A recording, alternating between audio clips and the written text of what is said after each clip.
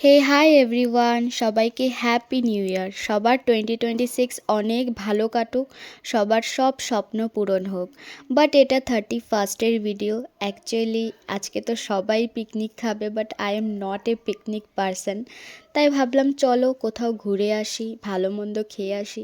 2 batch tuition পড়ানো শেষ করে তারপর বেরিয়েছি। একটু লেট হয়ে গেছে, বাট করার কিছু নেই, সবাই বিজি। ভেবেছিলাম বাবু বিরিয়ানিতে যাব, বাট সেখানে চিকেন বিরিয়ানি অ্যাভেলেবেল না থাকায় তো অন্য একটা রেস্টুরেন্টে গিয়েছিলাম। আর এই যে একজন, মনে হচ্ছে জীবনে কোনো লাইটস নেই, রং নেই, সবেই কালো, মনও কালো, ও ড্রেস আপও কালো।